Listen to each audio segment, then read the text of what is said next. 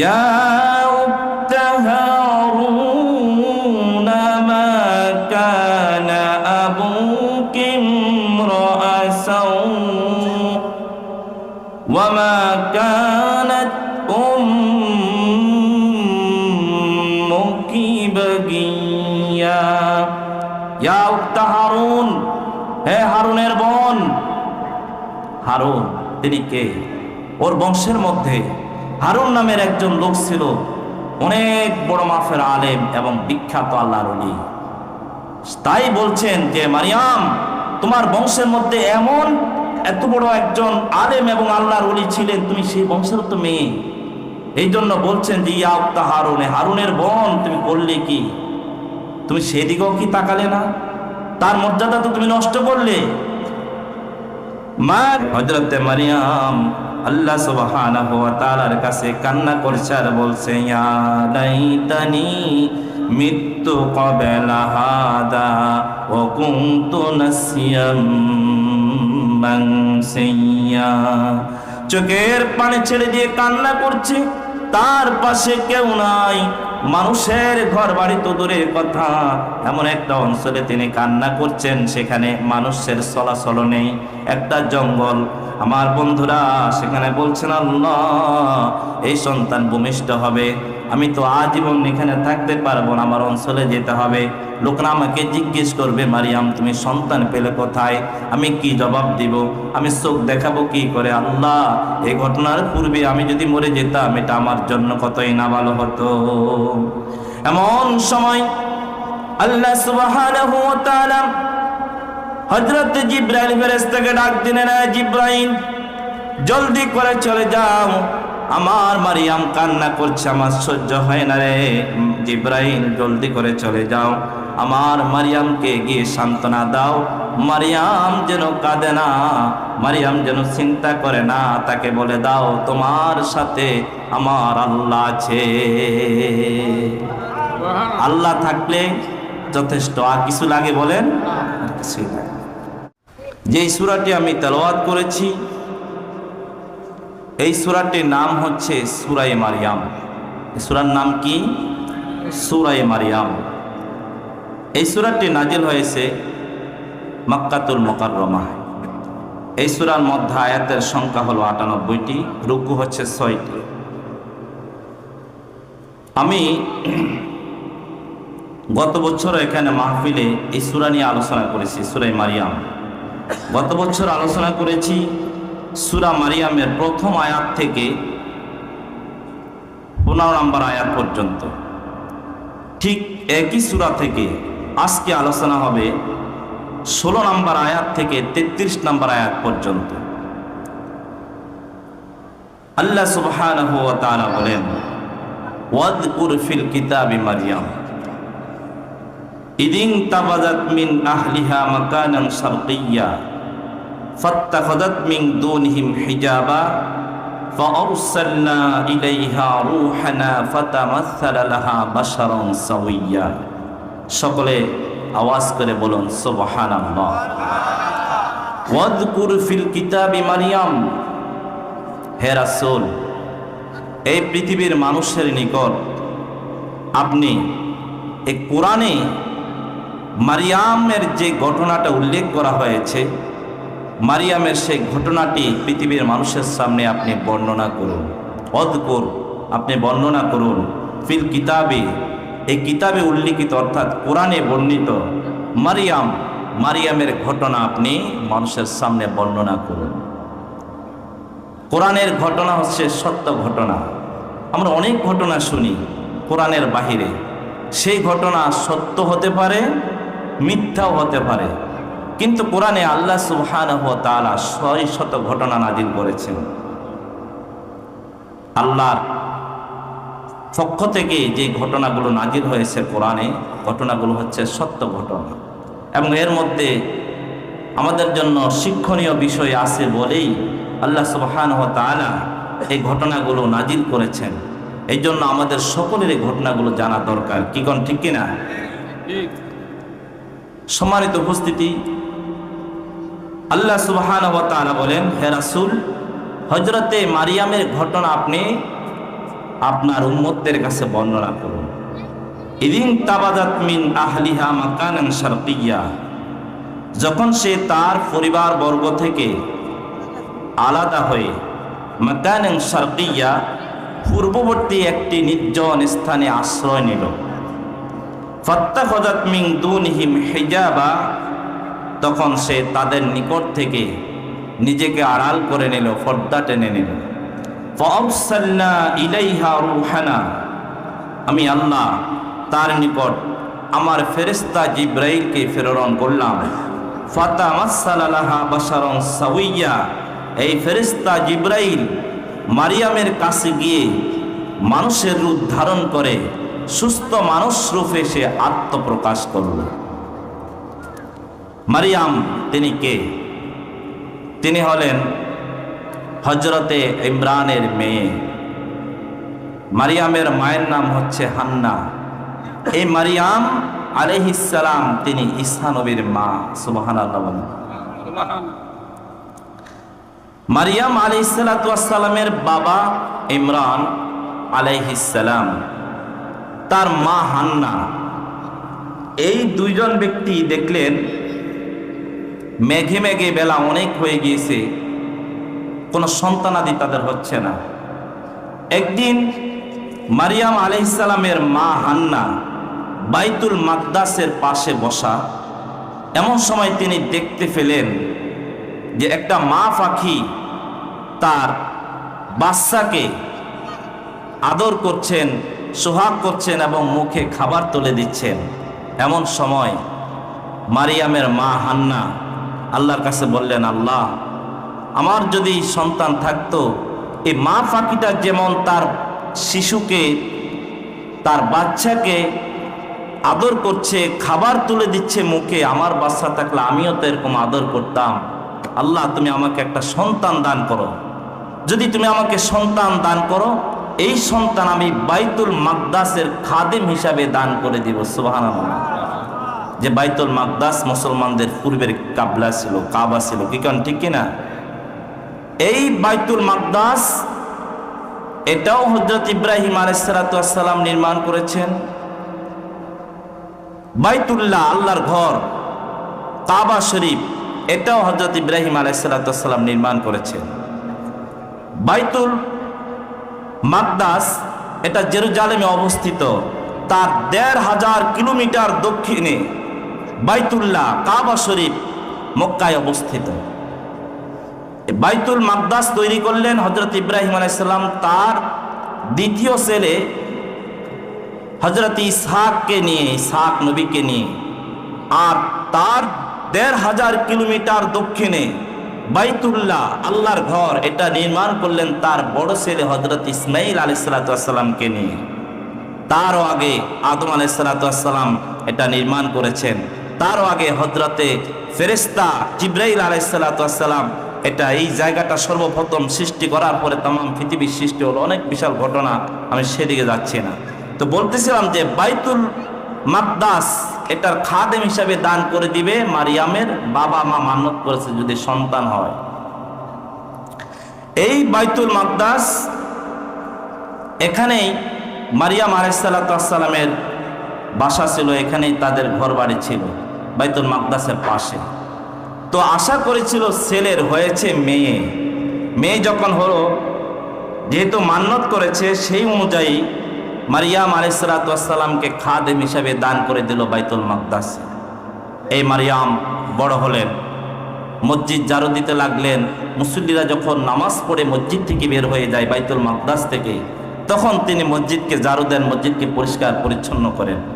যখন আরেকটু বড় হলো, তখন ইমাম সাহেব এবং মুসল্লিরা পরামর্শ করে তার জন্য একটা ঘর নির্মাণ করা হলো, যে ঘরে তিনি নির্ধারিত সময় আল্লাহর ইবাদত করবে, আল্লাহর ধ্যানে মগ্ন থাকবে, আবার নির্ধারিত সময় মসজিদ ঝাড়ু দিবে। আল্লাহ সুবহানাহু ওয়া তাআলা বলেন, ফাআরসালনা ইলাইহা রূহানা ফাতামাসসালা লাহা বাশারান সাওয়িয়্যা। হযরতে মারিয়াম আলাইহিস সালাম বাইতুল মাকদাস পরিষ্কার পরিচ্ছন্ন করে তিনি যখন তার তৈরি করা হুজরা, ঘর, কক্ষ, এখানে যখন প্রবেশ করলেন, এখানে প্রবেশ করে তিনি নামাজ পড়লেন, আল্লাহর নামের জিকির করলেন, তাসবিহ পাঠ করলেন, এরপরে আল্লাহ ধ্যান করতেছিলেন। এমন সময় আল্লাহ সুবহানাহু ওয়া তাআলা বলেন, ফাআরসালনা ইলাইহা রূহানা, আমি আল্লাহ আমার ফেরেশতা হযরতে জিবরাইলকে মারিয়ামের নিকট আমি আল্লাহ প্রেরণ করে দিলাম। আর জোরে বলুন না সুবহানাল্লাহ। কার কাছে এসেছে ফেরেশতা? মারিয়ামের কাছে। যখন তিনি পূর্ণ বয়সে পদার্পণ করলেন, ঠিক ওই সময় বন্ধুরা আমার, তিনি চোখ খুলে দেখলেন তার সামনে একজন পুরুষ দাঁড়িয়ে আছে। আল্লাহ বলেন, ফাতামাসসালা লাহা বাশারান সাওয়্যা, হযরতে জিবরাইল সুস্থ মানুষের রূপ ধারণ করে তার সামনে আত্মপ্রকাশ করলো, যুবকের রূপ ধারণ করে। হযরতে মারিয়াম জানালার দিকে তাকান একবার, দরজার দিকে তাকান আরেকবার। কি ব্যাপার? দরজা জানালা সব তো বন্ধ, এই যুবক আমার এই রুমে প্রবেশ করলো কি করে? হযরতে মারিয়াম ভয় পেয়ে গেলেন। ভয় পেয়ে তিনি বললেন, ক্বালাত ইন্নী আউযু বিররহমানি মিনকা ইন কুনতা তাকিয়্যা। ক্বালাত ইন্নী আউযু বিররহমানি মিনকা, হে যুবক, তোমার ক্ষতি থেকে, তোমার অনিষ্ট থেকে আমি আমার আল্লাহ রহমান যিনি, তার কাছে আমি আশ্রয় প্রার্থনা করি। আমার আল্লাহ যেন আমাকে তোমার ক্ষতি থেকে আমাকে রক্ষা করে। আমি মালিক, আমার আল্লাহর কাছে আমি আশ্রয় চাই। বলুন সুবহানাল্লাহ। বিপদে আশ্রয় চাইতে হবে কার কাছে? বন্ধুরা আমার,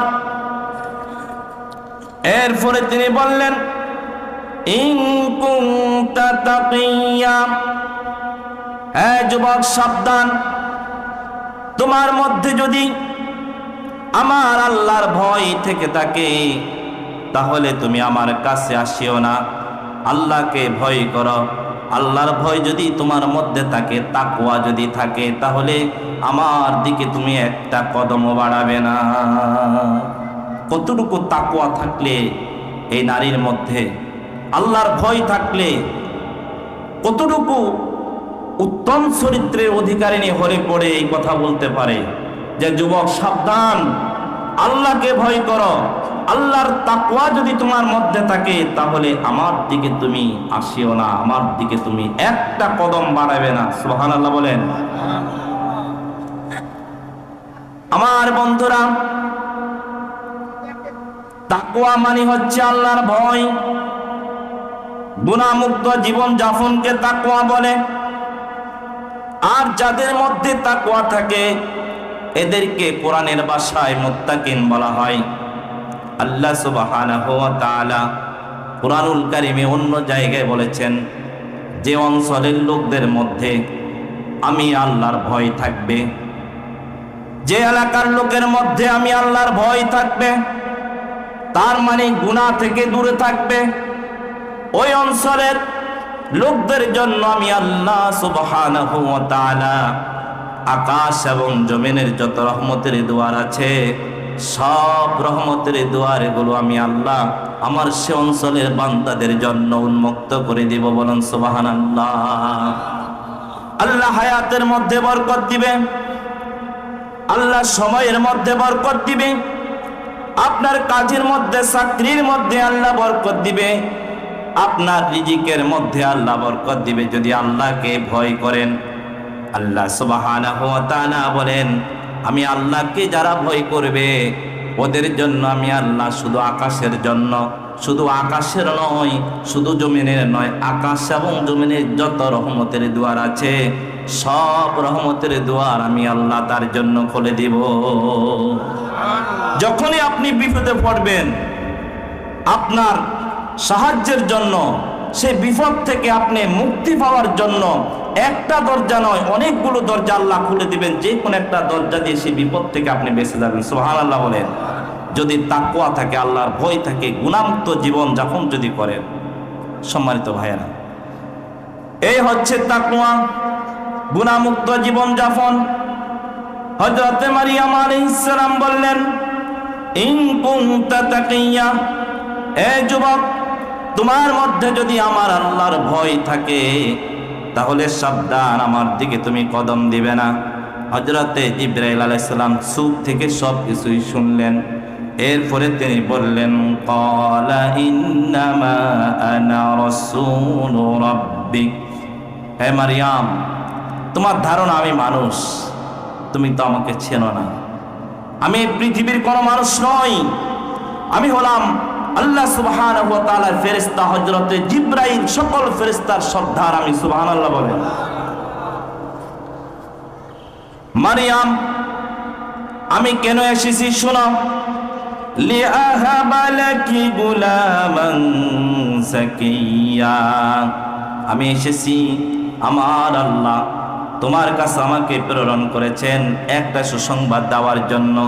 সেই সুসংবাদটি হলো আল্লাহ সুবহানাহু ওয়া তাআলা বলেছেন, তোমাকে আল্লাহ রাব্বুল আলামিন একজন পবিত্র পুত্র সন্তান দান করবে। বলুন সুবহানাল্লাহ।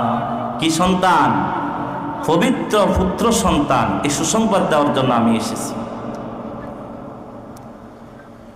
হযরতে মারিয়াম আলাইহিস সালাম জিবরাইলের মুখে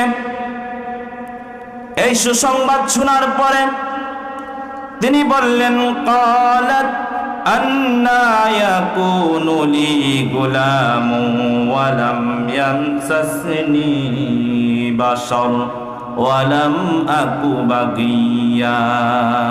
ক্বালাত, তিনি বললেন, আন্না ইয়াকুনু লি গুলাম, আমার পুত্র সন্তান হবে কেমন করে? জিবরাইল, তুমি কি বলে এগুলো?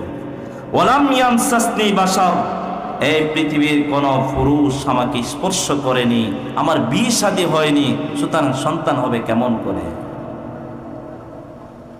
হ্যাঁ জিবরাইল, আমার বিয়ে শাদী হয়নি। আবার শুনে রাখো, ওয়ালাম আকু বাগিয়া, আমি অসৎ নারীও নয়।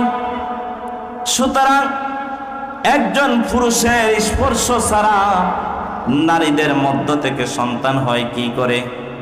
আমার তো বিয়ে শাদী হয়নি, আবার আমি অসৎ নারীও নয়।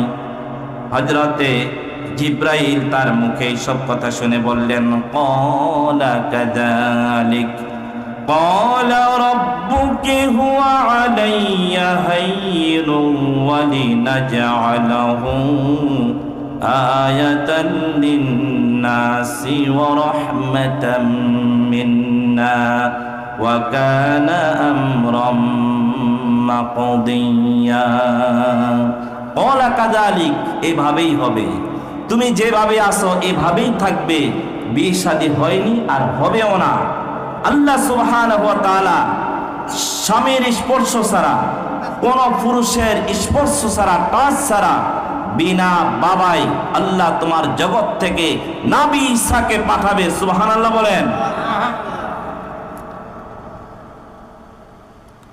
ক্বালা রাব্বুকি, তোমার রব বলেছেন, হুয়া আলাইয়া হাইয়িন, এই বিষয়টা তার পক্ষে সহজ একটি বিষয়। কোন পুরুষের স্পর্শ ছাড়া নারীদের জগৎ থেকে সন্তান আসে না, এটাই সত্য, এটাই সত্য কথা। কিন্তু মারিয়াম, তোমার জগৎ থেকে তোমার স্বামী ছাড়া, বিবাহ ছাড়া আল্লাহ সুবহানাহু ওয়া তাআলা বাবা বিনে নবী ঈসাকে তোমার জগৎ থেকে পাঠিয়ে আল্লাহ সুবহানাহু ওয়া তাআলার কুদরতকে প্রকাশ করতে চান। এই জন্য আল্লাহ দ্বিতীয় আর কাউকে এমন করে পাঠাবে না, শুধু তোমার জগৎ থেকে নবী ঈসাকে পাঠাবে আল্লাহ তার কুদরতকে প্রকাশ করার জন্য। বলুন সুবহানাল্লাহ। আল্লাহ যে সব কিছু পারে এরা পৃথিবীর মানুষ বুঝবে, এই জন্য শুধু তোমার জগৎ থেকে আল্লাহ সুবহানাহু ওয়া তাআলা এইভাবে বাবা বিনে সন্তান পাঠাবে। বন্ধুরা আমার, এরপরে হযরত জিবরাইল বললেন, ওয়ালিনাজআলাহু আয়াতান লিন্নাসি ওয়া রাহমাতাম মিন্না। আল্লাহ সুবহানাহু ওয়া তাআলা পৃথিবীর মানুষের জন্য তার কুদরতের দিশারি হিসাবে আল্লাহ তাকে এইভাবে সৃষ্টি করতে চান। ওয়া রাহমাতাম মিন্না, এবং আল্লাহ বলেছেন আমার পক্ষ থেকে এটা হলো রহমত, এটা হলো শান্তি। বলুন সুবহানাল্লাহ। এটা আল্লাহর করুণা তার পক্ষ থেকে। ওয়া কানা আমরাম মাকদিয়া, আর এটা ছিল আল্লাহ সুবহানাহু ওয়া তাআলার পক্ষ থেকে চূড়ান্ত একটি বিষয়। আমর শব্দের দুইটা অর্থ, একটা হচ্ছে আদেশ আর এর আরেকটি অর্থ হচ্ছে বিষয়বস্তু। মাকদিয়া, এটা চূড়ান্ত বিষয়। হে মারিয়াম, তুমি চাইলেও হবে, না চাইলেও তোমার জগৎ থেকে আল্লাহ নবী ঈসাকে পাঠাবে। আল্লাহ তোমাকে সৃষ্টি করার লক্ষ কোটি বছর আগে আল্লাহ লাউহে মাহফুজে লিপিবদ্ধ করে রেখেছেন। সুবহানাল্লাহ বলেন। ওয়া কানা আমরাম মাকদিয়া, এটা হবেই, কোনো সন্দেহ নাই। হযরতে জিবরাইল এবার বললেন, এই মারিয়াম আমার দিকে তাকাও, হা করো। হযরতে মারিয়াম হা করলেন। হযরতে জিবরাইল আলাইহিস সালাম মারিয়ামের দিকে লক্ষ্য করে একটা ফু দিলেন। আল্লাহ বলেন ফাহামালাতুহু, তিনি গর্ভে ধারণ করলেন। ফু দেওয়ার সাথে সাথে আল্লাহ সুবহানাহু ওয়া তাআলার কুদরতে হযরতে মারিয়াম গর্ভবতী হয়ে গেলেন। সুবহানাল্লাহ। হযরতে মারিয়াম যখন গর্ভবতী হলেন, ঈসা নবী যখন তার জগৎ থেকে আসার সময় গনিয়ে গেল, মারিয়াম চিন্তা করলেন আমি বাইতুল মাকদাসের এই এলাকায় জেরুজালেমের এখানে যদি আমি থাকি তাহলে আমার এই সন্তান জন্মগ্রহণ করবে, লোকেরা আমাকে প্রশ্ন করবে, আমি কি জবাব দিব? হে মারিয়াম, সন্তান পাইছো কোথায়? তোমার তো বিয়ে শাদী হয়নি, আমি কি জবাব দিব? আমার উপর শুধু হামলা চলবে না, আমার পরিবার পরিজনদের উপর হামলা চলবে।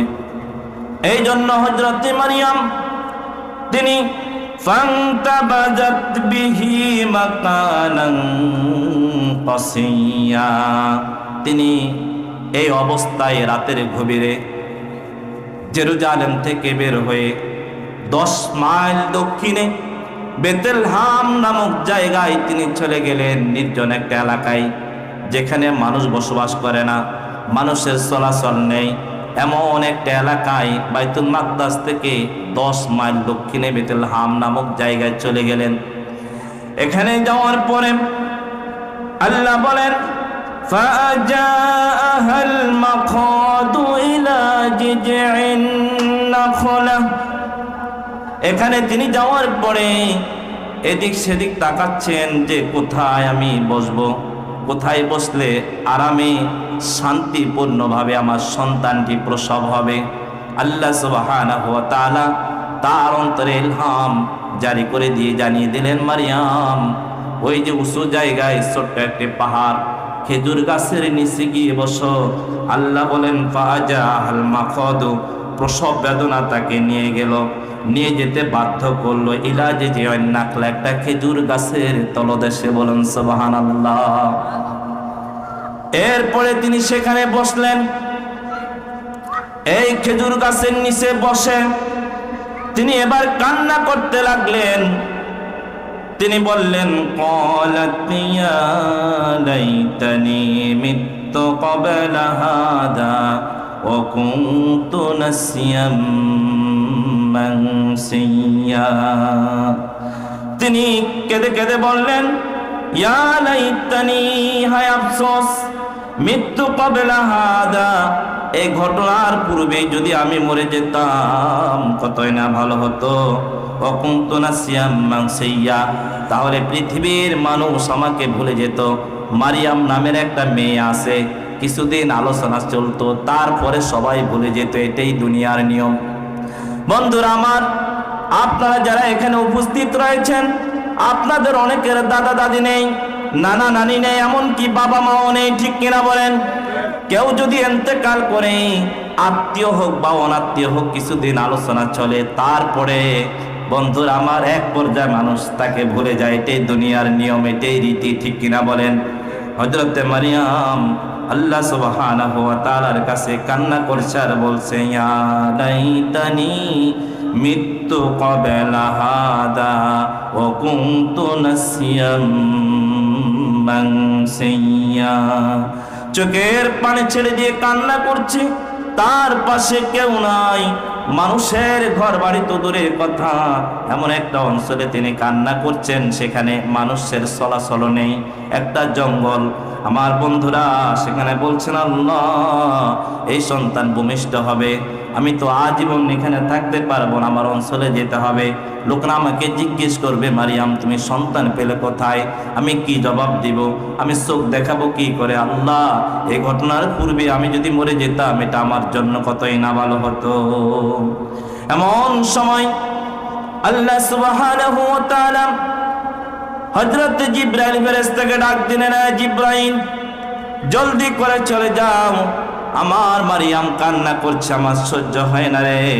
জিবরাইল জলদি করে চলে যাও, আমার মারিয়ামকে গিয়ে সান্ত্বনা দাও, মারিয়াম যেন কাঁদে না, মারিয়াম যেন চিন্তা করে না, তাকে বলে দাও তোমার সাথে আমার আল্লাহ আছে। আল্লাহ থাকলে যথেষ্ট, আর কিছু লাগে বলেন? আর কিছুই লাগে।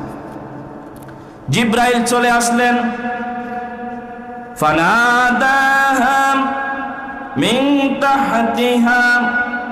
জিবরাইল আলাইহিস সালাম মারিয়াম যেখানে বসা, সেখান থেকে পাহাড়ের একটু পাদদেশে একটু নিচে আড়ালে ডাক দিলেন, হে মারিয়াম।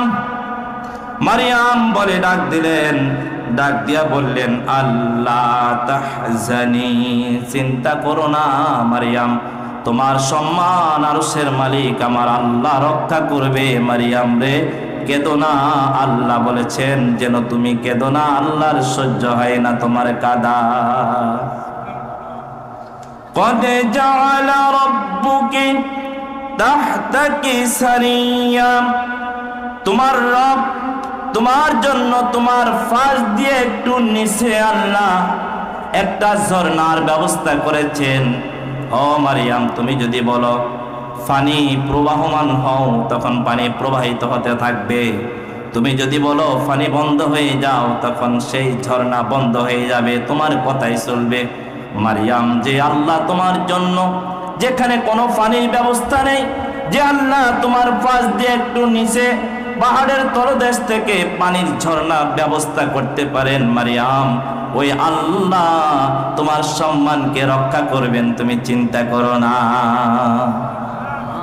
আল্লাহ তোমার জন্য পানির ঝর্ণাকে প্রবাহিত করেছেন। মারিয়াম, অহুজ্জি ইলাইকি বিজিজিন নাখলা, আর তুমি যে খেজুর গাছের সাথে হেলান দিয়ে বসে আছো মারিয়াম, এই খেজুর গাছটাকে তুমি তার কাণ্ড ধরে নাড়া দাও, ঝাঁকুনি দাও, ঝাঁকুনি দিলে তো সকিতা আলাইকি রুতবান জানিয়া, তো সকিত ঝরে পড়বে, আলাইকি তোমার নিকট, রুতবান জানিয়া দুই ধরনের খেজুর, তাজা এবং ফাঁকা খেজুর তোমার কাছে ঝরে পড়তে থাকবে। সুবহানাল্লাহ বলে। মারিয়াম যেখানে গেছে সেখান তো খাবার নিয়ে যায়নি, কি কোন ঠিক কিনা? আল্লাহ খাবারের ব্যবস্থা করেছেন, পানির ব্যবস্থা করেছেন। তো জিবরাইল এটি বুঝাতে চেয়েছেন যে আল্লাহ তোমার জন্য এখানে খাবারের ব্যবস্থা করতে পারেন, যে আল্লাহ পানির ব্যবস্থা করতে পারেন, সে আল্লাহ তোমার সম্মান রক্ষা করবেন, কেঁদো না।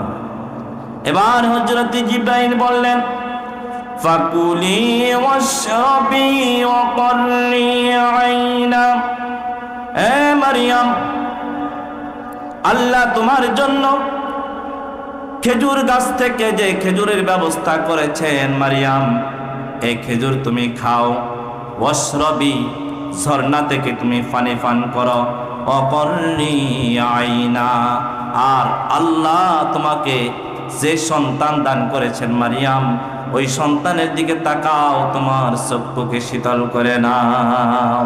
সুবহানাল্লাহ, এমন চেহারা সন্তানের, কারণ তিনি তো নবী, কোন নবীর চেহারা কি আবু বকর মার্কার চেহারা হয়?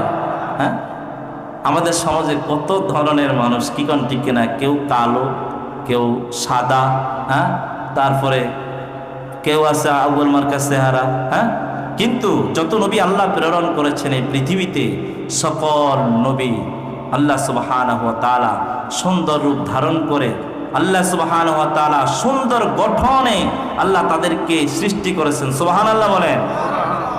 যাদের চেহারার সাথে পৃথিবীর কারো চেহারা তুলনা হয় না। বন্ধুরা আমার, হযরতে জিবরাইল বললেন, হে মারিয়াম, খেজুর খাও, ঝর্ণা থেকে পানি পান করো। তিনি খেজুর খাইলেন, পানি থেকে ঝর্ণা পান করলেন।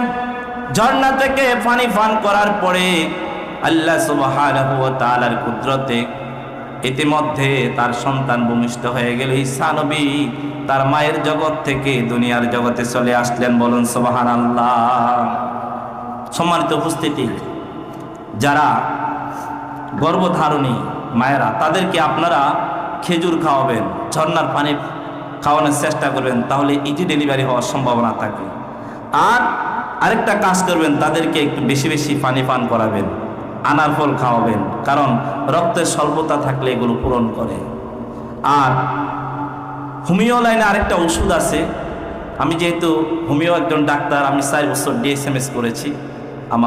আমি নিয়মিত চেম্বারে করি বোরহানুদ্দিন। তো আমি একটা পরামর্শ দেই, পালসেটিল একটা ওষুধ আছে, জার্মানি। ওষুধটা যারা গর্ভবতী নারী 7 মাস থেকে সন্তান ভূমিষ্ঠ হওয়ার 10 দিন আগ পর্যন্ত এই ওষুধটা যদি কেউ 1 ফুটা করে খাওয়ায় পানির সাথে, তাহলে ওই বাচ্চা যদি উল্টাও থাকে, তাহলে আল্লাহর কুদরতে বাচ্চা বাও হয়ে যায়। সুবহানাল্লাহ। এবং ইজি ডেলিভারি হওয়ার খুব সম্ভাবনা থাকে। যত রোগী আমার কাছ থেকে ওষুধ নিয়েছে, আলহামদুলিল্লাহ সকলেরই, আমার হাতে গোনা একজন ছাড়া, জানেন না উনি ঠিকমতো ওষুধটা খেয়েছে কিনা, আর বাকি সবার ইজি ডেলিভারি হয়েছে। তবে জার্মানি, ওষুধটা যেন জার্মানি হয় অথবা সুইজারল্যান্ডের ওষুধ। আর আরেকটা কথা বলবো, যে পানি শুধু ওই মায়েদেরকে নয়, আপনারাও পানি পান করবেন, কারণ প্রত্যেকটা মানুষ 3 থেকে 3.5 লিটার পানি দৈনিক খাওয়া উচিত। কারণ এই যে কিডনিতে পাথর হয়, পিত্তথলিতে পাথর হয়, যতগুলো কারণে এই কিডনিতে পাথর হয় মানুষের, তার মধ্যে একটা কারণ হচ্ছে যে যারা পানি কম পান করে, পানি কম পান করার কারণে তাদের শরীরে এক ধরনের লবণাক্ত বেড়ে যায়, যার কারণে তার কিডনিতে পাথর হতে শুরু করে, পাথর হওয়া আরম্ভ করে। তো এই যে পানি খাওয়ার ফলে তার কিডনিতে পাথর হওয়ার সম্ভাবনা খুব কম থাকে। কারণ হচ্ছে, যেই নদীতে পানির স্রোত থাকে সেই নদীতে কখনো শ্যাওলা জমে না। যেই নদীতে পানির স্রোত থাকে না সেই নদীতে শ্যাওলা জমে। ঠিক তেমনিভাবে যার শরীরে পানি কম থাকবে, রক্ত চলাচল করবে কম, হ্যাঁ, রক্ত ধীরে ধীরে চলবে, সুতরাং ধীরে ধীরে লবণাক্ত বেড়ে গিয়ে তার কিডনিতে পাথর হতে শুরু করে। কথা বুঝতে পেরেছেন? এই জন্য আল্লাহ তো পানি দিয়েছেন ফ্রি, টাকা দিয়ে কিনা লাগে না, খাইতে সমস্যা কি? তবে নিয়মের বাহিরেও খাওয়া যাবে না, কমও না, নিয়মের বাহিরেও না। আমার বন্ধুরা, হযরত জিবরাইল আলাইহিস সালাতু ওয়াস সালাম বললেন, হে মারিয়াম, ফাকুলি ওয়াশরাবি ওয়া কররি আইনা, খেজুর খাও আর ঝর্ণার পানি পান করো। ওয়া কররি আইনা, আল্লাহ তোমাকে যে সন্তান দান করেছেন ওই সন্তানের দিকে তাকিয়ে তোমার চক্ষুকে শীতল করে নাও। فَإِمَّا تَرَيِنَّ مِنَ الْبَشَرِ أَحَدًا فَقُولِي إِنِّي نَذَرْتُ لِلرَّحْمَنِ صَوْمًا। মারিয়াম, তুমি তোমার এলাকায় চলে যেতে হবে। যাওয়ার পরে তোমার সাথে লোকদের সাথে দেখা হবে। যদি মানুষের মধ্য থেকে কারোর সাথে তোমার দেখা হয়, ফাকুলি, তুমি বলবে, ইন্নি নাজারতু, আমি মান্নত করেছি, লির রহমান, আমার আল্লাহর নামে, রহমানের নামে, সৌমা, রোজা মান্নত করেছি। সুতরাং ফালা নুকাল্লিমাল ইয়াউমা ইনসিয়া, আমি আজকে কিছুতেই কথা বলতে পারবো না। তুমি ইশারা দিয়ে বলে দিও তুমি রোজা। আর ওই জামানায় রোজার নিয়ম ছিল এই, রোজা রাখা অবস্থায় কথা বললে রোজা নষ্ট হয়ে যেত। কিন্তু আমাদের জামানায় কি তাই? আল্লাহ সহজ করেছেন না? আলহামদুলিল্লাহ বলেন। তো ওই জামানায় কথা বলা নিষেধ ছিল রোজা রাখা অবস্থায়, রোজা শেষ। তো হযরত জিবরাইল আলাইহিস সালাম বললেন, যাও তুমি চলে যাও তোমার এলাকায়। 40 দিন অতিবাহিত হওয়ার পরে তিনি চলে গেলেন সে কোথায়? বেতেলহাম নামক জায়গা থেকে বাইতুল মাকদাসের এলাকায় জেরুজালেম চলে গেলেন। যাওয়ার পরে ফাআতাত বিহি কওমহা তাহমিলু, তিনি সেখানে চলে গেলেন। চলে যাওয়ার পরে তার কওমেরা বলল, ক্বালু ইয়া মারইয়াম, হে মারইয়াম, লাকাদ জিতি শাইআন ফারিয়া, মারইয়াম তুমি তো একটা জঘন্য অন্যায় করে ফেলেছ মারইয়াম। একজন থেকে দুইজন, দুইজন থেকে 10 জন, শত শত, হাজার হাজার, লক্ষ লক্ষ ইহুদিরা বনী ইসরাইল উপস্থিত হয়ে গেল, চতুর্দিকে তাকে ঘেরাও করে ধরল। হে মারইয়াম, তুমি সন্তান পেলে কোথায়? আজকে জবাব দিতে হবে। মারইয়াম, তুমি তো মারাত্মক একটা অন্যায় করে ফেলেছ। ইয়া উক্তা হারুন মা কানা আবুকি ইমরাআ সাউ ওয়া মা কানাত উম্মুকি বাগিয়া। ইয়া উক্তা হারুন, হে হারুনের বোন। হারুন তিনি কে? ওর বংশের মধ্যে হারুন নামের একজন লোক ছিল, অনেক বড় মাফের আলেম এবং বিখ্যাত আল্লাহর ওলি। তাই বলছেন যে মারইয়াম, তোমার বংশের মধ্যে এমন এত বড় একজন আলেম এবং আল্লাহর ওলি ছিলেন, তুমি সেই বংশের তো মেয়ে। এই জন্য বলছেন যে ইয়া উক্তা হারুন, হারুনের বোন তুমি করলে কি? তুমি সেদিকেও কি তাকালে না? তার মর্যাদা তো তুমি নষ্ট করলে। মা কানা আবুকি ইমরাআ সাউ, হে মারইয়াম, তোমার বাবাও তো একজন ভালো লোক ছিল, তিনি তো খারাপ ছিলেন না, যার সুনাম সারা পৃথিবীতে ছড়িয়ে আছে। ওয়া মা কানাত উম্মুকি বাগিয়া, আর তোমার মাও তো একজন বংশীয় মেয়ে ছিল, তোমার বাবাও ভালো, মাও ভালো, আবার তোমার বংশের এমন বিখ্যাত একজন ব্যক্তি, তার নাম হারুন। ওই বংশের মেয়ে, ওই বাবা মার মেয়ে মারইয়াম, তুমি কি একটা বারো চিন্তা করনি? বিয়ে-শাদী হয়নি, মারইয়াম সন্তান পেলে কোথায়? আজকে জবাব না দিয়ে এখান থেকে একটা কদমও তুমি এদিক সেদিক করতে পারবে না। বন্ধুরা আমার, হযরতে জিবরাইল তাকে শিখিয়ে দিলেন, তুমি কোনো কথা বলো না, যেহেতু তুমি রোজা, তুমি ইশারা দিও তোমার সন্তানের দিকে। আল্লাহ সুবহানাহু ওয়া তাআলা তার জবানকে খুলে দিয়ে আল্লাহ সুবহানাহু ওয়া তাআলা তার কুদরতকে প্রকাশ করবেন, তিনি কথা বলতে আরম্ভ করবেন। বলুন সুবহানাল্লাহ। ফাশারাত ইলাই, তিনি ইশারা দিলেন তার কোলের শিশুর দিকে। বয়স কয় বছর? 40 দিন। কয় দিন? 40 দিন। 40 দিনের বাচ্চার দিকে ইশারা করলেন। আপনাদের কি কষ্ট হচ্ছে? আমি আর অল্প কিছুক্ষণ আলোচনা করব, যেহেতু প্রধান বক্তা আলোচনা করবেন। বন্ধুরা আমার, ফাশারাত ইলাই, তিনি তার কোলের শিশুর দিকে ইশারা করলেন, তাদেরকে বুঝাবার চেষ্টা করলেন, ও আমার জাতি, ও আমার কওম, আমাকে কোনো প্রশ্ন করো না, আমি রোজা রেখেছি, আমার আল্লাহর নামে রোজা মান্নত করেছি, আমি রোজা, সুতরাং কথা বললে আমার রোজা নষ্ট হয়ে যাবে। তিনি ইশারা দিয়ে বুঝালেন জাতিকে, তোমরা যদি কিছু জিজ্ঞেস করার প্রয়োজন হয় তাহলে আমার এই কোলের শিশুকে তোমরা প্রশ্ন করো, সব জবাব তোমরা পেয়ে যাবে। তার জাতি বলল, তার কওমের লোকেরা বলল, ক্বালু কাইফা নুকাল্লিমু মান কানা ফিল মাহদি সাবিয়্যা। হে মারইয়াম, আমরা এই ধুলার শিশুর সাথে কথা বলবো কেমন করে? যে কোলের শিশু এ কথা বলতে পারে নাকি? বয়স মাত্র 40 দিন। অন্যায় করেছো, আবার আমাদেরকে নিয়ে তুমি হাসি তামসা করছো, আমাদেরকে নিয়ে ঠাট্টা করছো, আমাদেরকে নিয়ে, যে শিশু বাচ্চাকে জিজ্ঞেস করতাম। সাহস তো কম না তোমার? মেজাজ গরম সবাই। বন্ধুরা আমার, এমন সময় হযরতে জাকারিয়া আলাইহিস সালাম বাইতুল মাকদাসের ইমাম ছিলেন, তিনি বাইতুল মাকদাস থেকে বেরিয়ে আসলেন।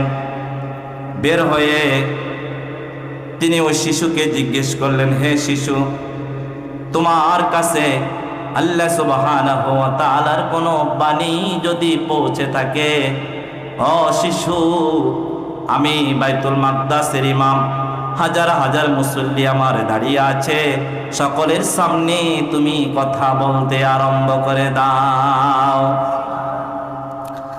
বন্ধুরা আমার, হযরত জাকারিয়া আলাইহিস সালাম যখন প্রশ্ন করলেন, তখন তিনি তার মায়ের কাফরের আঁচলকে তিনি তার চেহারা থেকে সরিয়ে দিলেন। সরিয়ে দিয়ে তার হাত বের করলেন। ওই কওমের সামনে তিনি দীর্ঘক্ষণ ধরে বক্তব্য দিলেন। সকলে নীরবতার সাথে চুপ থেকে তার বক্তব্যগুলো মনোযোগের সাথে তারা শুনেছিল। তার সে বক্তব্য কি বলবো? তিনি বললেন, ক্বালা ইন্নী আবদুল্লাহ। এই ইসরাইলবাসী, আমার পরিচয় শুনে নাও। আমি হলাম আরশের মালিক আল্লাহ সুবহানাহু ওয়া তাআলার গোলাম। সুবহানাল্লাহ কোন। তার প্রথম কথা, আমি আল্লাহর কি গোলাম। আমি আল্লাহও নয়, আল্লাহর পুত্র নয়। তার প্রথম কথা আল্লাহ বের করে দিলেন, তিনি আল্লাহর গোলাম। এরপর এই ইহুদি গোষ্ঠীরা, কিছু কিছু ইহুদিরা ওনাকে অতি ভক্তি করে কেউ বলেছিল আল্লাহর পুত্র, আল্লাহর পুত্র বলে শিরক করেছে। কেউ বলেছিল যে না, শুধু আল্লাহর পুত্র বললেই হবে না, তার সম্মান আরো বড়, তিনি আল্লাহ। নাউজুবিল্লাহ কর। এই জন্য তারা মুশরিক হয়ে গিয়েছে। বন্ধুরা আমার, আল্লাহ জানে ইহুদিরা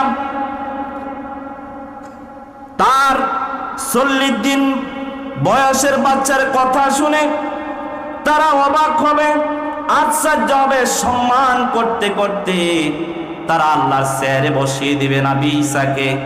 কেউ আল্লাহ বলে স্বীকার করবে, কেউ বলবে আল্লাহর পুত্র। এই জন্য আল্লাহ সুবহানাহু ওয়া তাআলা তার জবান থেকে প্রথম কথাটা বের করে দিলেন, ইন্নী আবদুল্লাহ। হে ইসরাইলবাসী শুনে নাও, আমি আল্লাহ নয়, আল্লাহর পুত্র নয়, আমি হলাম আল্লাহ সুবহানাহু ওয়া তাআলার গোলাম। গোলাম কি করে পুত্র হতে পারে? গোলাম কি করে আবার আল্লাহ হতে পারে? তার জবান থেকে আল্লাহ এই কথাটা বের করে দিলেন। এরপরে এই ইহুদি গোষ্ঠী বলদ জাতি বুঝলো না। কি কোন ঠিক কিনা? বন্ধুরা আমার, এরপরে তিনি বললেন, আতানিয়াল কিতাবা ওয়া জাআলানি নাবিয়্যা ওয়া জাআলানি মুবারাকান আইনামা কুনত। আতানিয়াল কিতাব, আল্লাহ সুবহানাহু ওয়া তাআলা আমাকে কিতাব দিয়ে পৃথিবীতে প্রেরণ করেছেন। সুবহানাল্লাহ বলেন। সেই কিতাবের নাম কি জানেন? ইনজিল কিতাব। সেই কিতাবের নাম কি? ইনজিল কিতাব। আল্লাহর পক্ষ থেকে এই পৃথিবীর মানুষের হেদায়েতের জন্য 104খানা কিতাব আল্লাহ নাজিল করেছেন। সবচেয়ে বড় কিতাব হচ্ছে 4খানা, তাওরাত, জাবুর, ইনজিল, কুরআন। তাওরাত নাজিল হয়েছে নবী মুসার উপর, জাবুর কিতাব নাজিল হয়েছে নবী দাউদ আলাইহিস সালামের উপর, ইনজিল কিতাব নাজিল হয়েছে হযরত ঈসা নবীর উপর। সর্বশেষ এবং সর্বশ্রেষ্ঠ কিতাব এই কুরআনুল কারীম নাজিল হয়েছে আমাদের প্রিয় নবী মুহাম্মদুর রাসূলুল্লাহ সাল্লাল্লাহু আলাইহি ওয়াসাল্লামের উপর। এখন ইনজিল কিতাব বিদ্যমান আছে পৃথিবীতে, তাওরাত কিতাব আছে, জাবুর কিতাব আছে, কোরআনও আছে। কিন্তু তাওরাত, জাবুর, ইনজিল এই কিতাবগুলো কোরআন ছাড়া বাকি 103খানা কিতাব সব বিকৃত অবস্থায় আছে, অবিকৃত অবস্থায় নয়। শুধুমাত্র অবিকৃত অবস্থায় আছে আল্লাহ সুবহানাহু ওয়া তাআলার এই কোরআন। সুবহানাল্লাহ বলেন। কেন? প্রশ্ন আসতে পারে যে ওই কিতাবগুলো তো আল্লাহ নাজিল করেছেন, সেগুলো বিকৃত অবস্থায় আছে, এই কোরআন অবিকৃত অবস্থায়। এর কারণ কি? এর কারণ হচ্ছে নবী মুসা নবীর উপর যখন আল্লাহ তাওরাত কিতাব নাজিল করেছেন, তখন মুসা আলাইহিস সালামকে বলেছেন, হ্যাঁ মুসা, তোমার উপর আমি যে কিতাব নাজিল করেছি এর সংরক্ষণের দায়িত্ব আমি আল্লাহ তোমাকে দিলাম। তো উনি যতদিন জীবিত ছিল নবী মুসা, ততদিন তাওরাত কিতাব অবিকৃত অবস্থায় ছিল। কেউ এই কিতাবকে এদিক সেদিক করতে পারেনি, একটা অক্ষর কমাতেও পারেনি, বাড়াতেও পারেনি। নবী মুসা যখন ইন্তেকাল করলেন, তার উম্মতেরা ইহুদিরা এই কিতাবকে পরিবর্তন করে ফেলেছে। এই জন্য পৃথিবীতে তাওরাত কিতাব আছে কিন্তু বিকৃত অবস্থায়। অনুরূপভাবে ইনজিল আল্লাহ নবী ঈসার উপর নাজিল করেছেন। নবী ঈসাকে বলেছেন এই কিতাবকে রক্ষণাবেক্ষণ করার দায়িত্ব তোমাকে দিলাম। যতদিন ঈসা নবী দুনিয়াতে ছিলেন ততদিন রক্ষণাবেক্ষণ করছেন, একটা অক্ষরে দিক সেদিক তার উম্মত করতে পারেনি। নবী ঈসাকে যখন আল্লাহ আকাশে তুলে নিলেন তখন তার উম্মতরা ইনজিল কিতাবকে দিক সেদিক করে ফেলেছে, পরিবর্তন করে ফেলেছে। কথা বুঝতে পেরেছেন? কিন্তু শুধুমাত্র এই কোরআন অবিকৃত অবস্থায় আজও আছে। কিয়ামত পর্যন্ত এই কোরআন আল্লাহ যেভাবে নাজিল করেছেন সেভাবেই থাকবে। একটা অক্ষর পৃথিবীর কোন জাতি, কোন ব্যক্তি এদিক সেদিক করতে পারেনি, আর কিয়ামত পর্যন্ত কেউ পারবে না। কেন? কারণ আল্লাহ সুবহানাহু ওয়া তাআলা বলেছেন, ইন্না নাহনু নাযালনা যিকরা ওয়া ইন্না লাহু লাহাফিজুন। ও নবী, কোরআন আমি আল্লাহ নাজিল করেছি, আর এই কোরআনের সংরক্ষণের দায়িত্ব আমি আল্লাহ আপনাকে দেইনি। এই কোরআনের সংরক্ষণের দায়িত্ব আমি আল্লাহ আপনার উম্মতকে দেইনি, আরব দেশের লোকদেরকে দেয়নি, মক্কার লোকদেরকে দেয়নি, মদিনার লোকদেরকে দেয়নি। এই কোরআন আমি আল্লাহ নাজিল করেছি যেহেতু এটা সারা পৃথিবীর মানুষের হেদায়েতের জন্য। কিয়ামত পর্যন্ত এই কোরআন দিয়ে মানুষের ব্যক্তিগত জীবন, পারিবারিক জীবন, সামাজিক জীবন, রাষ্ট্রীয় জীবন পরিচালনা করবে। এই কোরআন যেহেতু সর্বশেষ কিতাব, এই কোরআনের হেফাজতের দায়িত্ব আমি আল্লাহ আপনাকেও দেইনি, পৃথিবীর কাউকে দেইনি। আমি আল্লাহ কোরআন নাজিল করেছি, আর এই কোরআন সংরক্ষণের দায়িত্ব আমি আল্লাহ নিজে কুদরতি হাতে নিয়েছি। বলুন সুবহানাল্লাহ। ইন্না নাহনু নাযালনা যিকরা ওয়া ইন্না লাহু লাহাফিজুন। কোরআন নাজিল করেছি আমি আল্লাহ, এটা সর্বশেষ এবং সর্বশ্রেষ্ঠ কিতাব, এটার সংরক্ষণের দায়িত্ব আমি আল্লাহ নিজ কুদরতি হাতে নিয়েছি। সুবহানাল্লাহ। বন্ধুরা আমার, হযরত ঈসা আলাইহিস সালাম বললেন, আতানিয়াল কিতাব, আল্লাহ আমাকে কিতাব দিয়ে পাঠিয়েছেন, ইনজিল কিতাব।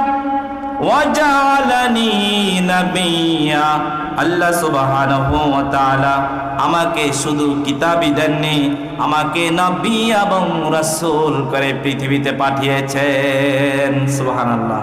আমি একজন নবী, আমি একজন রাসূল, সুতরাং তোমরা আমাকে মেনে নাও, রাসূল হিসাবে বিশ্বাস করো।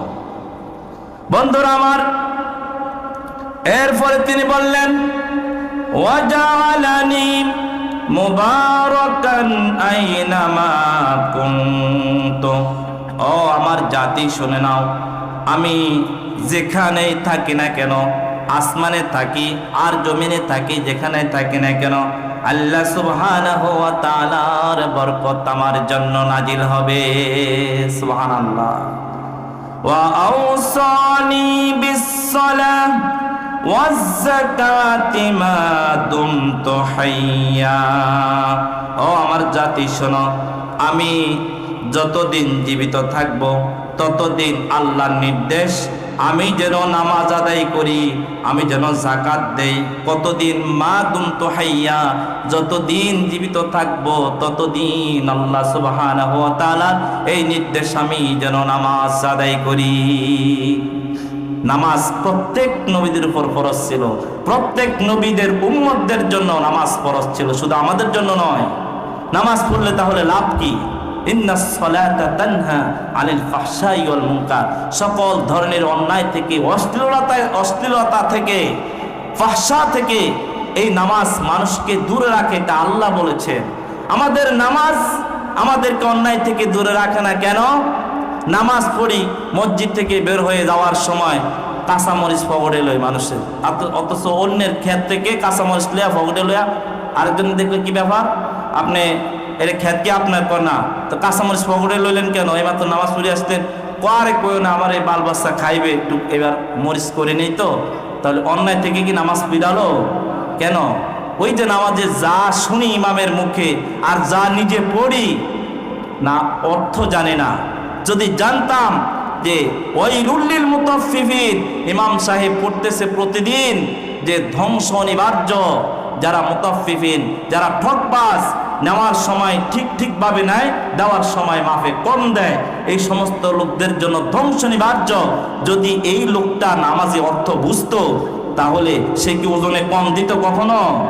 অর্থ জানে না, সেই জন্যে তো সে নামাজও পড়ে, অন্যায় করে। এই জন্য কোরআন আমাদের জন্য নাজিল হয়েছে শুধু এই মতন পড়ার জন্য নয়, মন্ত্রের মতো, এটার অর্থ জানা আমাদের জন্য জরুরি। কি কোন ঠিক কিনা? এই জন্য নামাজ বন্ধুরা আমার আমাদেরকে অন্যায় থেকে ফিরাতে পারে না, কারণ আমরা অর্থ জানি না। আর দ্বিতীয় কারণ হচ্ছে নামাজের মধ্যে খুশু নেই। যার নামাজের মধ্যে খুশু থাকবে, স্থিরতা থাকবে, এই নামাজের মধ্যে এমন একটা শক্তি তৈরি হবে, এই শক্তি তাকে সকল অন্যায় থেকে দূরে রাখবে। বলুন সুবহানাল্লাহ। নামাজ, এই নামাজ আপনার সন্তানদেরকে নামাজের কথা বলবেন। বয়স যখন 7 বছর হবে, বয়স যখন 10 বছর হবে, তখন নামাজের জন্য শাসন করবে। নামাজ যদি না পড়ে, আমার ভাইরা, 7 বছর বয়সে যদি নামাজের কথা বলতে হয়, তাহলে নামাজ শিক্ষা দিতে হবে কবে? তার আগে না?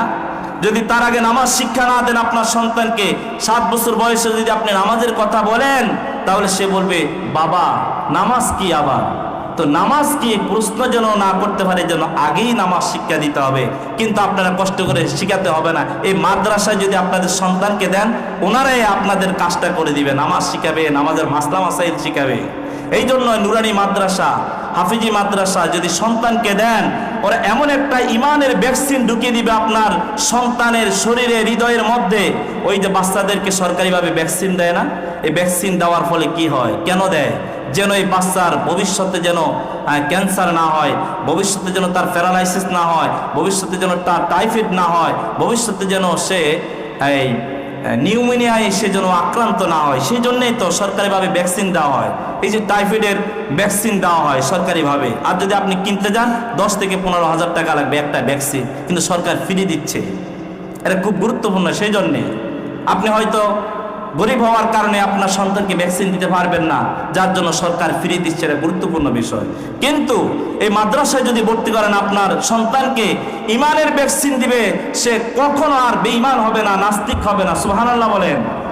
এই জন্য আমরা শুকরিয়া আদায় করি, আমাদের এলাকায় যে একটা মাদ্রাসা হয়েছে, আলহামদুলিল্লাহ বলেন। আমি অত্যন্ত খুশি আমার এলাকায় একটা মাদ্রাসা হয়েছে।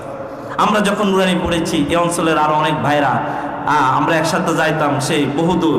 সেই মাদ্রাসাটা যখন কোনো কারণে বন্ধ হয়ে গেল, এই যে আব্দুল্লাহ পাটোয়ারি বাড়ির দরজায়, তখন জনতা গিয়ে আমরা সেই যেতে 2 মাইল, আসতে 2 মাইল, 4 মাইল আমরা অতিক্রম করে প্রতিদিন নুরানি মাদ্রাসায়, সেখানে আমির সাহেব হুজুরের মাদ্রাসা আমরা নুরানি পড়েছি। সম্মানিত উপস্থিতি, কিন্তু এখন বাড়ির দরজায়। এরপরে যদি আপনার সন্তানকে মাদ্রাসায় না দেন, তাহলে আপনার নিজের কারণে আপনার কপাল যদি পড়ে যায়, তাহলে তো করার কিচ্ছু নাই। কি কোন ঠিক কিনা? বন্ধুরা আমার, এই জন্য 7 বছর বয়সে নামাজের কথা বলতে হবে, 10 বছর বয়সে আমাদের শাসন করতে হবে নামাজ না পড়লে।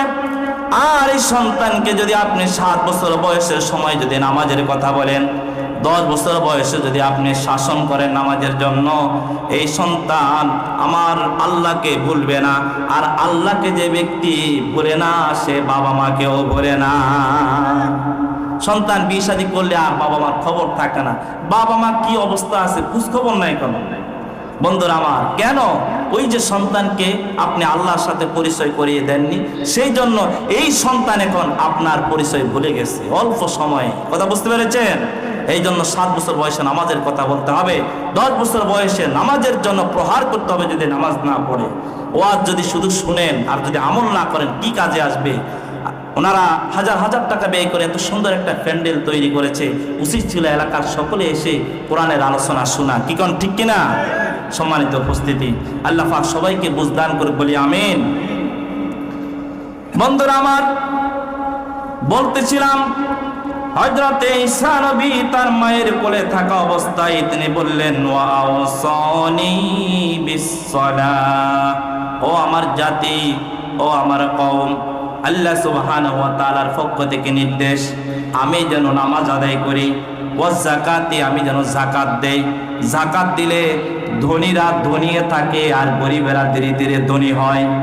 আর সুদ ব্যবস্থার মাধ্যমে, বন্ধুরা আমার ভালো করে খেয়াল করে শোনেন, সুদ ব্যবস্থার মাধ্যমে ধনী ধীরে ধীরে ধনী হয় আর গরিব ধীরে ধীরে আরো গরিব হতে থাকে। এই জন্য আল্লাহ যাকাতের ব্যবস্থা করেছেন। যাকাত দেওয়ার মাধ্যমে ধনীরা ধনী থাকে, তারা গরিব হয় না, আর গরিবেরা ধীরে ধীরে ধনী হতে থাকে। যাকাত দিলে মালের পবিত্র হয়। অনেকে হিসাব ছাড়া যাকাত দেয়। হিসাব ছাড়া যত টাকা আপনি যাকাত দেন না কেন সেটা হবে দান, যাকাত আদায় হবে না। যাকাত দিতে হবে হিসাব করে, মালের হিসাব করে যাকাত দিতে হবে।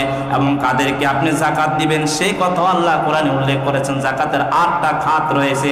এই 8টা খাত ছাড়া অন্য খাতে যদি আপনি যাকাত দেন যাকাত আদায় হবে না।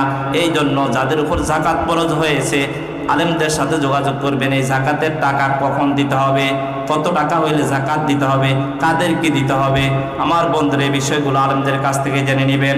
আল্লাহ সুবহানাহু ওয়া তাআলা নবী হযরত ঈসা আলাইহিস সালাম বললেন, মা দুমতু হাইয়া, এই নির্দেশ ততদিন যতদিন আমি বেঁচে থাকবো ততদিন আল্লাহ সুবহানাহু ওয়া তাআলার পক্ষ থেকে আমার প্রতি নির্দেশ জারি হয়েছে। বলেন সুবহানাল্লাহ।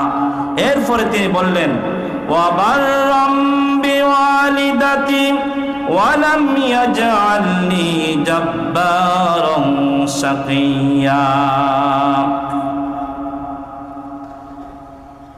তিনি বললেন, ওয়া বাররাম বিওয়ালিদাতি, আল্লাহ সুবহানাহু ওয়া তাআলা আমার মায়ের প্রতি আমাকে অনুগত করে দিয়েছেন। সুবহানাল্লাহ বলেন। এখানে কি বাবার কথা আছে? আমার মায়ের প্রতি আল্লাহ আমাকে অনুগত করে দিয়েছেন। কেন? মায়ের কথা বলছেন এই জন্য। আচ্ছা 10 মিনিট ইনশাআল্লাহ শেষ হয়ে যাবে। তো তিনি তার মায়ের কথা বলছেন এই জন্য, যেহেতু তার বাবা নেই সেই জন্য তিনি বললেন যে আল্লাহ আমার মায়ের প্রতি আমাকে অনুগত করে দিয়েছেন। সুবহানাল্লাহ বলেন। বাবা মার অনুগত থাকবেন তো সবাই? বাবা মার অনুগত থাকবেন, আল্লাহ রহমতের দুয়ার খুলে দিবে। আল্লাহর কসম করে বলছে আল্লাহ রহমতের দুয়ার খুলে দিবে। আপনি কখনো অভাব থাকবে না আপনার সংসারে। আপনি একটু পরীক্ষা করে দেখুন। আর যদি বাবা মার খেয়াল না রাখেন তাহলে দেখবেন মুসিবতের পর মুসিবত আসতেই থাকবে। পৃথিবীর কোনো শক্তি আপনাকে রক্ষা করতে পারবে না। এই জন্য বাবা মার প্রতি অনুগত থাকবো, তাদের খোঁজ খবর নিব। অর্থ ব্যয় করা লাগলে আমরা অর্থ ব্যয় করবো ইনশাআল্লাহ। আরে ভাই দেখ বা না দেখ সেদিকে তাকানোর প্রয়োজন নাই, কিন্তু আপনার বাবা আপনার ভাই বোনদেরকে জিজ্ঞেস করে তো আপনাকে প্রতিপালন করেননি। সুতরাং আপনি আপনার কাজ করেন, আপনি খেদমত করেন, আপনি তাদের পিছনে অর্থ ব্যয় করেন, তাহলে আল্লাহর রহমত আপনার প্রতি নাজিল হবে। অন্য করলে করব, অন্য খেয়াল রাখলে আমিও খেয়াল রাখবো। আমার ওই ভাই খেয়াল রাখে না বাবার প্রতি মায়ের প্রতি, আমি কেন খেয়াল রাখবো না? এই কথা কখনো বলবো না। সম্মানিত উপস্থিতি, তিনি বললেন আমার মায়ের প্রতি আল্লাহ আমাকে অনুগত করে দিয়েছেন। কে বলছেন? নবী ঈসা। মনে আছে তো আপনাদের? আমি কিন্তু আলোচনা করতে গিয়ে আমি যদিও ফাঁসে একটু আলোচনা করি কিন্তু বেশি দূরে যায় না, এত দূরে যায় না যাতে মূল আলোচনা হারিয়ে ফেলি। আমার একটা অভ্যাস, আমি যেখান থেকে আলোচনা শুরু করি ধারাবাহিক আলোচনা করি। কিন্তু যদি প্রত্যেকটা বিষয় যদি একটু ব্যাখ্যা বিশ্লেষণ না করা হয় তাহলে তো আমরা বুঝবো না। কি কারণ ঠিক কিনা? শুধু অনুবাদ করে গেলাম তাতে লাভ হবে কি? আমার বন্ধুরা, এরপরে হযরত ঈসা নবী তার মায়ের কোলে থাকা অবস্থায় বললেন, ওয়ালাম ইয়াজআলনি জাব্বারান শাকিয়্যা। হে ইসরাইলবাসী, হে আমার কওম, হে আমার জাতি, আল্লাহ সুবহানাহু ওয়া তাআলা আমাকে অহংকারী করেননি, আল্লাহ আমাকে হতভাগাও করেননি। সুবহানাল্লাহ।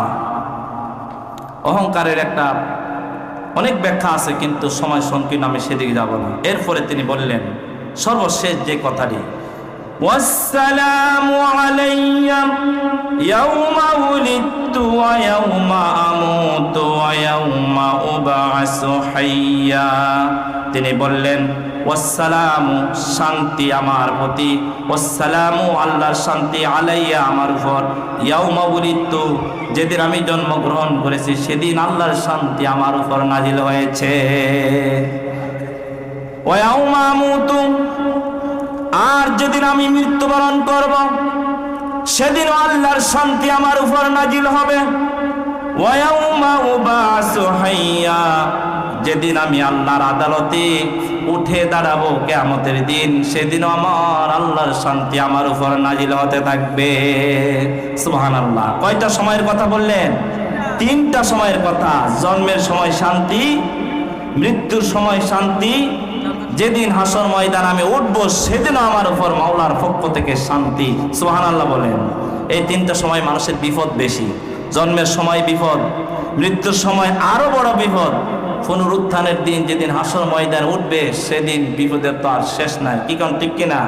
কারণ কিয়ামতের দিন এই যে সূর্য আমরা দেখতে পাই আমাদের মাথার উপর, এই সূর্য পৃথিবীর জমিন থেকে 9,30,00,000 মাইল উপরে, সেখান থেকে সে তাপ দিচ্ছে। তার তাপ হচ্ছে 1,40,00,000 সেন্টিগ্রেড তাপ।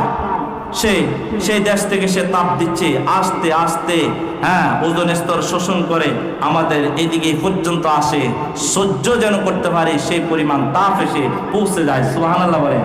কিন্তু কিয়ামতের দিন এই সূর্য আমাদের মাথার আধা মাইল উপরে থাকবে, তাপ দিবে কত সেন্টিগ্রেড তাপে? 1,40,00,000 সেন্টিগ্রেড তাপ দিতে থাকবে। মানুষের মাথার মগজগুলি টকবক কেন করবে? কারণ এই সূর্যের তাপ 200 সেন্টিগ্রেড তাপে, 100 সেন্টিগ্রেড তাপে ভাত রান্না হয়ে যায়, 200 সেন্টিগ্রেড তাপে লোহা গলে যায়। আর যেখানে সূর্যের রয়েছে 1,40,00,000 সেন্টিগ্রেড তাপ, অবস্থাটা কেমন হবে হাসর ময়দানে? একটু ভেবে দেখো। মানুষের মাথার মগজগুলি টকবক করতে থাকবে। আমার বন্ধুরা, সেই দিনের বিপদ তো হচ্ছে বড় বিপদ।